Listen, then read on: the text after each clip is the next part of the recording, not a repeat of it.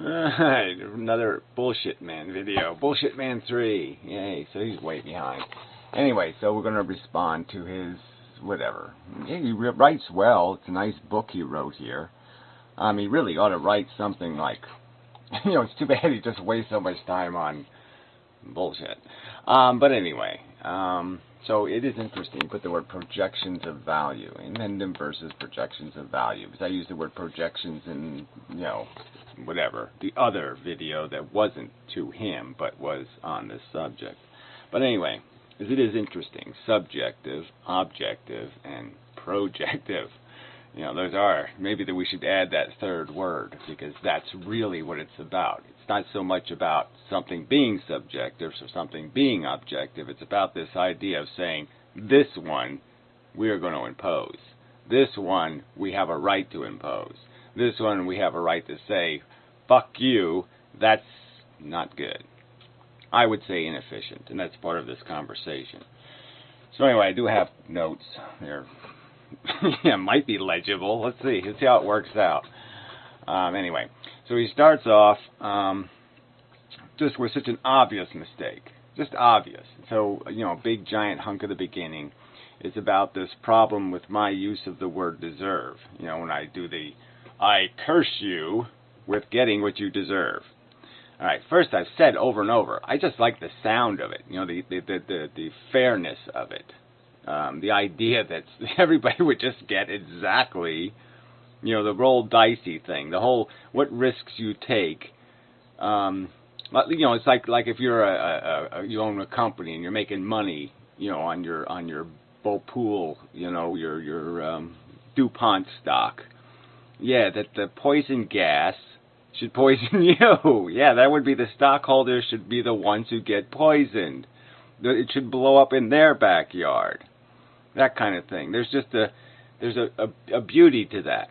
All right, but we know that, anybody's going to be the tiniest bit fair, okay? I wrote here, if shit must happen, it should happen to them, right? I've always said, if it has to happen, if somebody has to be horribly poisoned, yeah, it should be the DuPont stockholders.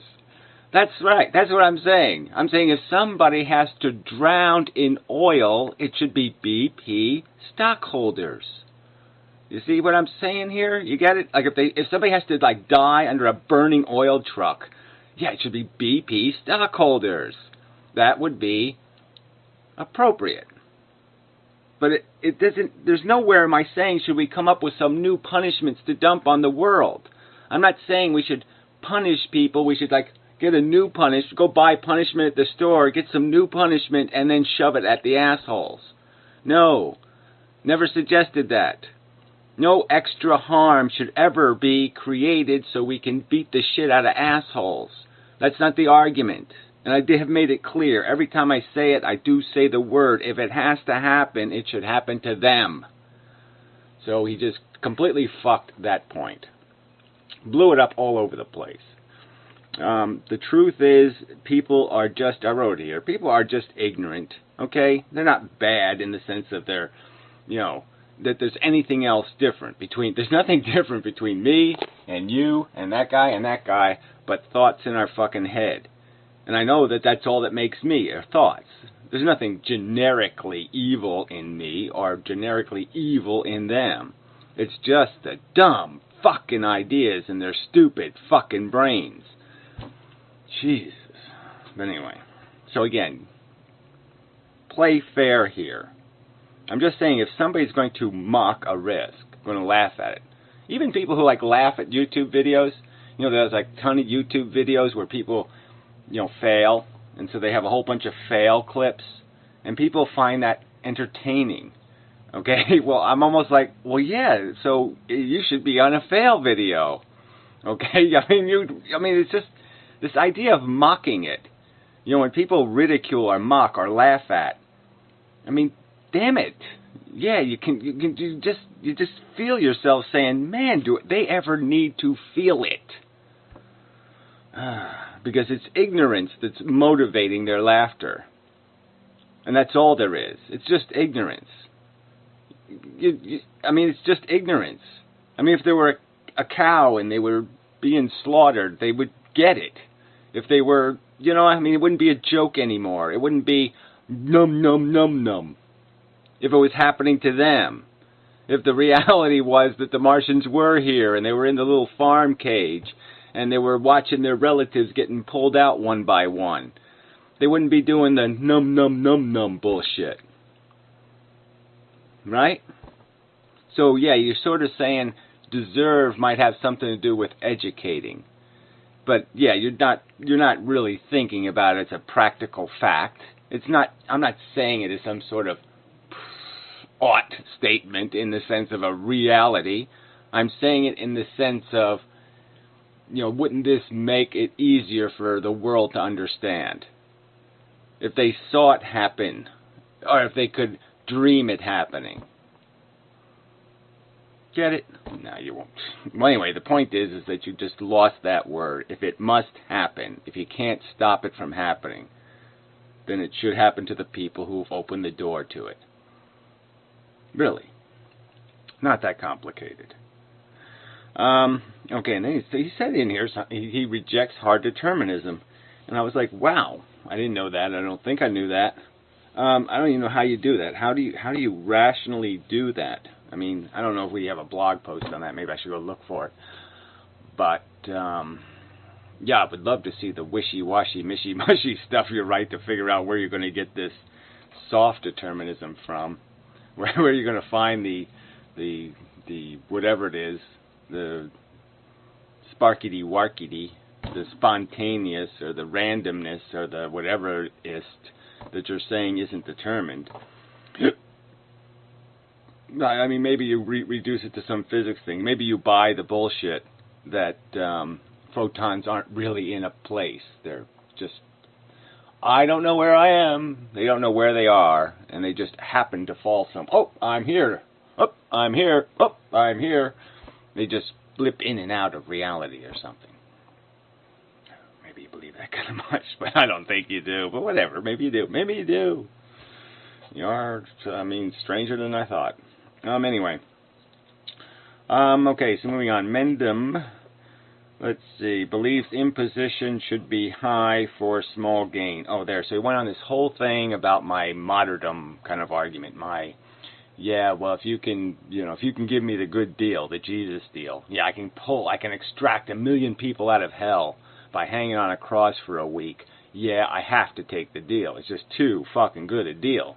Even if they're all Adolf Hitlers in hell, it doesn't really matter. I mean, just to stop all that fire, hell, burning flesh, all that shit. Too good a deal.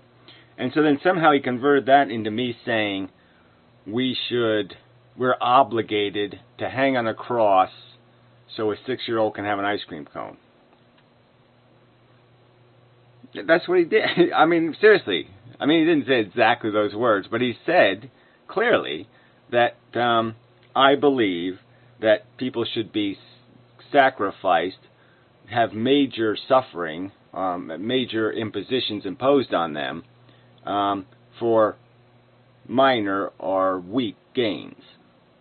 And that never was any part of my condition. My condition is that if you can commit one rape, that was your own example, I think. If you can impose one, even with your own penis, be forced to impose one rape, and you prevent 10 rapes that can be prevented no other way, that you're sort of obligated, because it doesn't matter who's doing the imposing. The fact is, the circumstance is imposing 10 rapes. You can reduce the number to 1.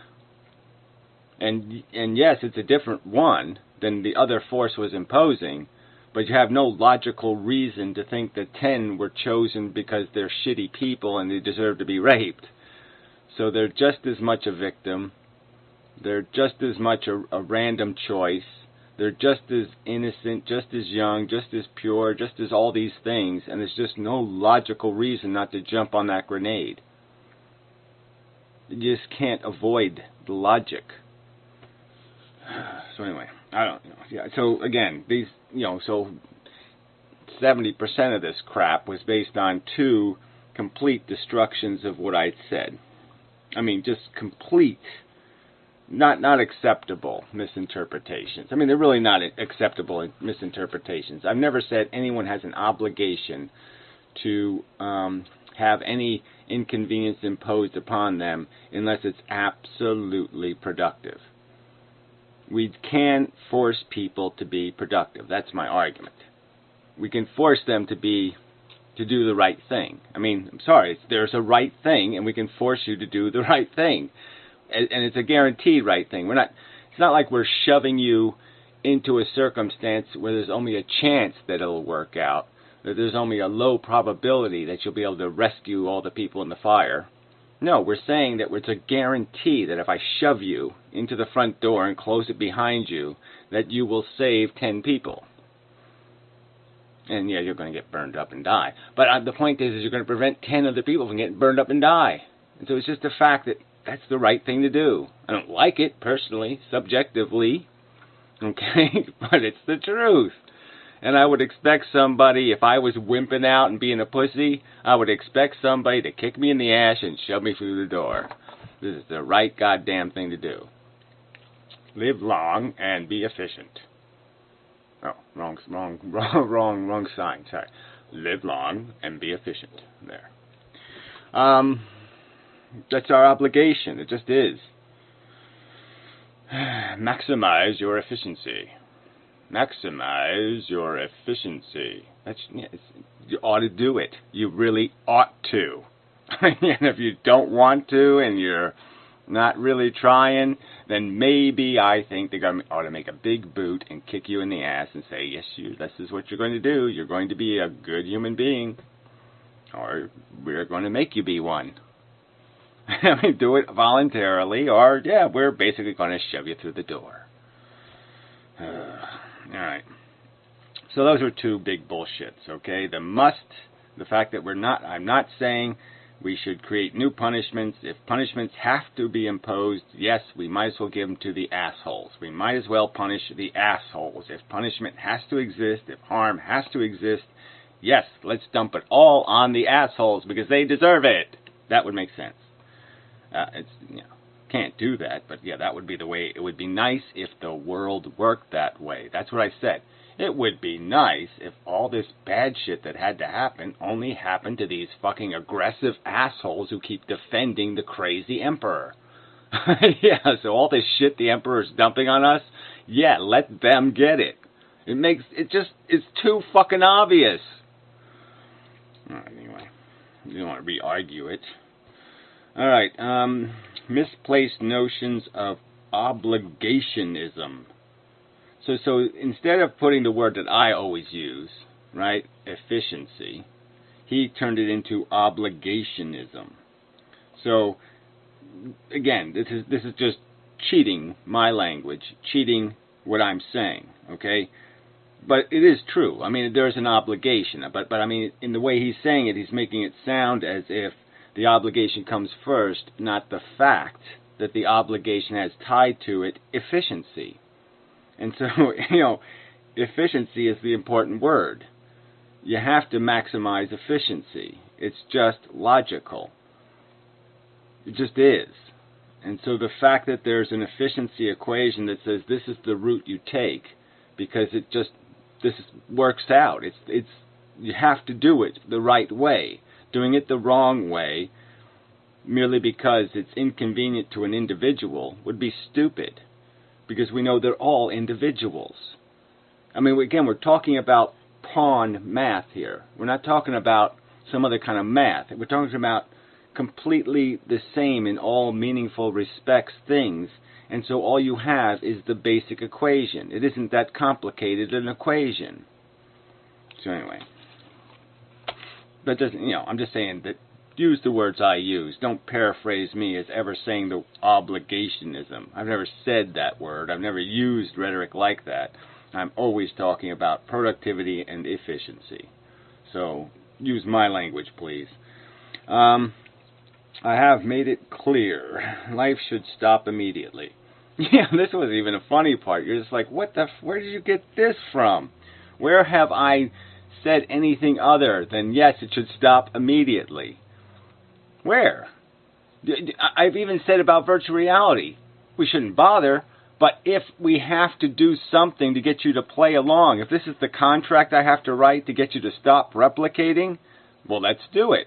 If I have to give you 1,000,000 years of life, if I can make the trade with the human race right now and say, I'll give you, you can live for 1,000 years, but you have to trade your reproductivity. I'd make the trade. It's a perfectly good trade. It's a perfectly good concession. I win in the long term. They create some harm in the short term. So, but yeah, I mean, the long-term gain is huge, so yeah, it's all win, all over the place. So yeah, if it was, I've clearly made it clear I'd press the red button. I would jump on it hard. And not only out of just fear, like I've got to take the chance while it's available, even though it might be wrong somehow. Maybe it might not be a perfect way to do something. Maybe it's a violation of the social contract. Maybe I have some apprehensions, but I'd still jump on it.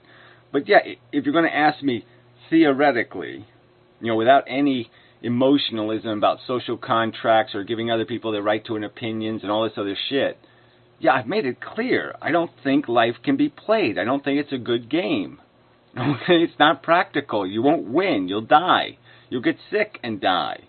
So yeah, there's no possibility of a gain in playing. It's all a delusion that we need to live another day. My list of things to do will never end. I'll be a 90-year-old drooling lunatic, and I'll still be sitting here saying, well, I can make one more good argument. I can make one more. I can make one more good argument.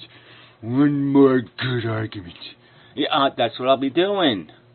Because that's the nature of the beast. So unless I'm really debilitated, horribly suffering, yeah, I'm going to keep fighting. Because that's what we do. And so how we're built. We're going to keep eating as long as we keep getting hungry. All right. Should stop immediately.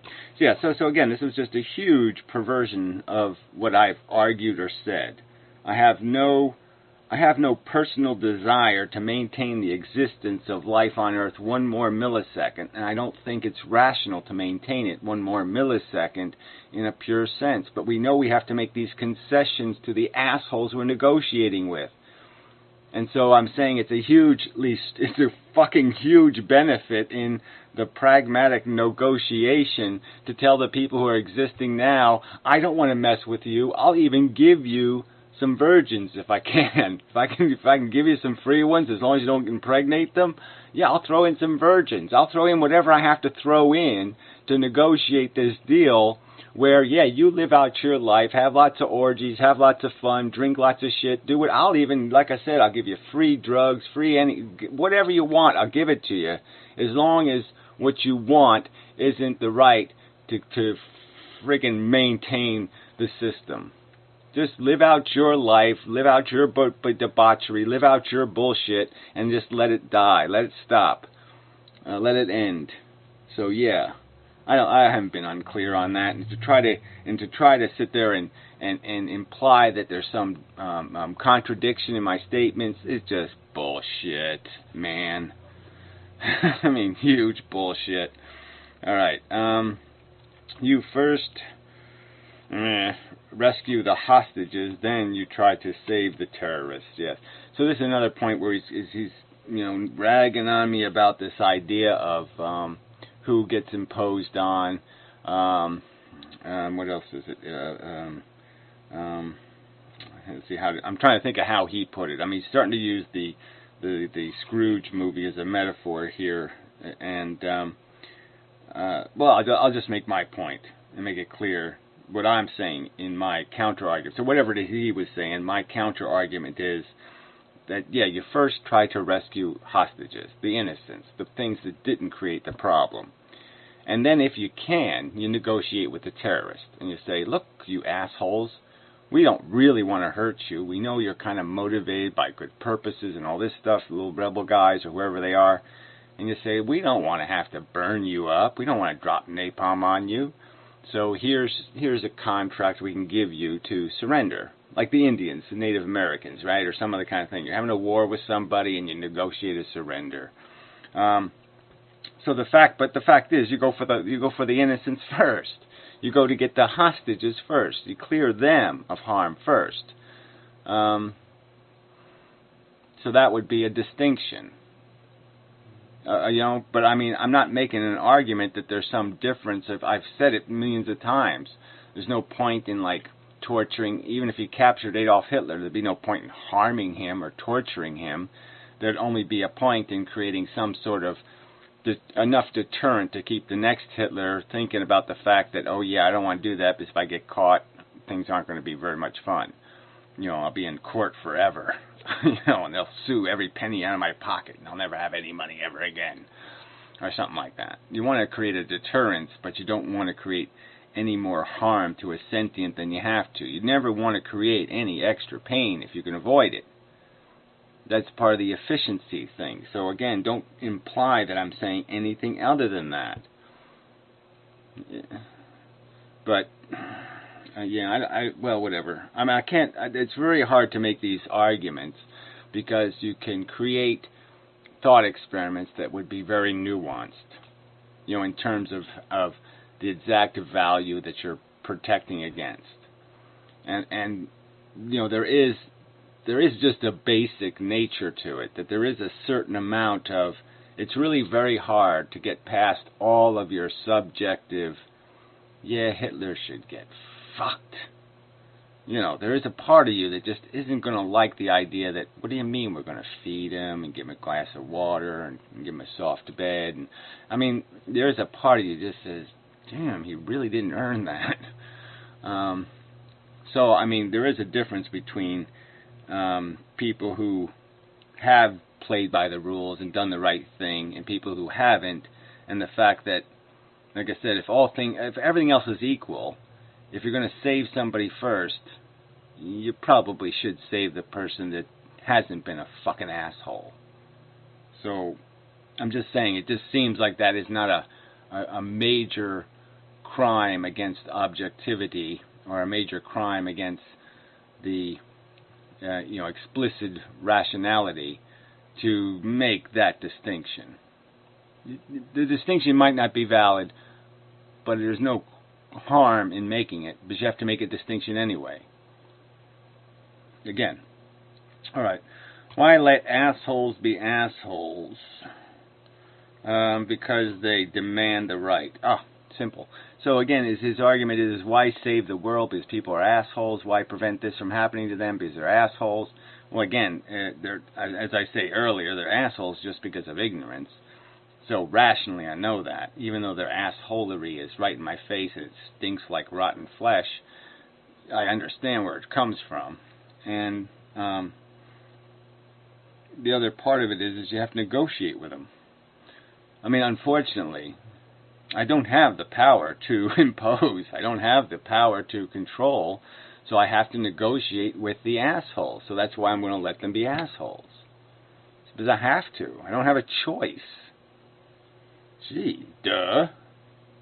So then you got onto these word games and arguing about what an anti-natalism is versus procreation. He even brought up that stupid, idiotic Tranquil as being some kind of good anti-natalist. I don't understand that. No, he's not even close. But anyway, it's really, I mean, you're going to play with these words, but I mean, really, there's a distinction between procreation and anti-natalism. I mean, procreation, creation is this aggressive act. I mean, it's just overtly aggressive. And that's what's being antied. It's anti-creation. I mean, it's anti-imposition. It's anti-aggression. It's anti a lot of things. So you want to re-qualify words like nihilism, but I mean, much easier word to qualify is this idea of what the hell procreation is, what the hell creation is, and have some respect for the overt aggressiveness of that word, and that there's where the burden of proof should be. That sort of is the UFO story. That's the one that should have the extraordinary evidence. I mean, if you're going to impose, you should have the extraordinary proof. So I shouldn't even have to prove the case. I should just be able to prove that these people haven't proven themselves qualified to pro anything. They should be, obligated to a position of caution merely by me objecting.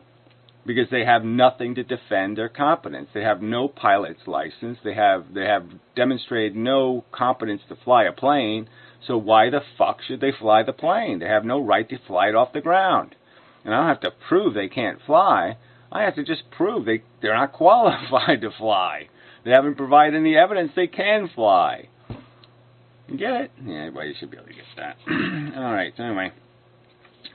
Silly truths are useless. So, yeah, so you had this whole list of my kind of nihilisms. You know, my social contract nihilist, justice nihilist. I don't know where I've been against justice, so that's kind of bullshit. Consent nihilist. Well, I'm certainly not against consent when it comes to social contract deals. Character nihilist. Yeah, I don't even know if that's true either. I mean, where do you get that one from? I mean, character is being a truth lover and a respecter of obligations. So, to me, you can't have character and do what you know to be inefficient and unproductive. So that, of course, I don't think I'm a character nihilist. Individual nihilist, yeah, well, I really think individuality is useless nonsense. That game is over as soon as we know that our sentient part of us is already duplicated in all these other things. So my brain has an obligation to work for all of them.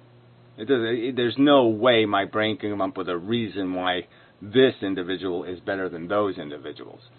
There's just no way that my welfare is more important than their welfare. There's no way it can do that. So this individuality stuff just doesn't mean anything to a rational brain. I mean, the needs of the many outweigh the needs of the one. Yeah. Vulcan logic again. Truth nihilist. So that argument is that he's conceding that I love the truth. I just don't have any respect for truths that aren't relevant. And it's true. I don't have any respect for truths that aren't relevant. I don't see any point in pursuing truths that you know to be useless. So if you're trying to figure out how, I don't know, how deep a hole you can dig before the sides fall in or something, I don't know, some kind of stupid thing that nobody even needs to know or whatever it is, then yeah, I'd say fuck you, as you're wasting perfectly good energy on nonsense. I mean, there's a ton of truth pursuing that is just wasted time, just a useless nonsense. So yeah, if it's not going to improve the human condition or the sentient animal condition on Earth, then yeah, fuck it. It's a useless truth. I personally see no value in it. So yeah, enough of that shit. Alright, so I think this is enough. I mean, he did at the end, well, I did write some stuff on the margins here. Mattering nihilist. Well, that's the important one, right? So you're going to accuse me of being a nihilist on these other subjects, where I don't think they matter. But the point is, the only nihilists that matters are the nihilists who think mattering nihilists. The ones who don't think it matters. Really, not thinking these little individual things are of significance is one thing, but negating the very idea of there being something that matters. I mean, that's the real nihilism we're talking about here. So don't pretend that nihilist is a pseudonym or for dislike or irrelevant or da-da-da. No, nihilist means somebody who doesn't think it matters value-wise. What happens? Outcomes are irrelevant. Yeah, that's just fucking insane. Sorry, but yeah, it's insane. I'm sorry. Alright, what else do you say? Let's see. Something suffering as bad doesn't mean bad is value. Yeah, that was a weird thing. He conceded the argument that he'll concede that suffering is bad, and I'm just saying, well, what's the point in saying that you concede that suffering is bad and still retaining any connection to nihilism or any hostility towards the value equation? Because the very word bad establishes a connection to value. If you're going to say that bad isn't a value word, that bad isn't a fucking synonym for a value, God, that really blows up language. I mean, once you said something is bad, you're conceding it, then there's just no way to escape. You're in the value realm now. You have entered the value realm if you're going to concede that anything is really bad. If there's a possibility of a real bad, then you've conceded the value realm and you're not a nihilist. Just, come on. Be fair here. Let's see. Defend a pedophile, be a pedophile. Yeah, I know that's somehow relevant to something he said. I guess it's this whole idea that, that you can be anti-natalist from all these different places. It's like you could be a vegetarian for different reasons. And I'm not saying don't let them fight in the war or something. I guess I'm just saying that when I'm standing here doing my thing, I don't want them in my way. I don't want them doing some distracting thing like, whatever they're doing because they don't get the mission. In my opinion, you really can't be a very good soldier in the war if you're fighting for the wrong reason. Well, that's not even a good way to put it. There might be a problem, okay? That's, I guess, is my point. It's that you've got to navigate and play a strategy. And if you have a different understanding of the world that you're navigating, and you're navigating it for different reasons, then what might happen is at a critical moment, it's like your horses are on the road, and all of a sudden the horses will get distracted, and they'll go off into a field and eat grass or something. And so the game is totally off because you were just riding to the enemy, and you're just ready to kill it, and your horses got distracted and went to go eat some meat. So I'm just saying that if your mission is different, if your mindset is different, if your understanding is different, there might be a circumstance where when you're in the fighting circumstance, when you're in the war, the other guy all of a sudden is going to be changing his shoes or something. You're right in the middle of it. You need him to be here, and he has some other agenda, so he's changing his socks. And you're like, what the fuck are you doing, we got to do this tank thing, come in and blah, blah, blah, and you got your fucking boots off. Something like that. Yeah, pretty much. You are something with, buffery? Buffery? No. You are what you, it's probably some kind of like you are what you eat or something. Yeah, you are what you defend. Yeah.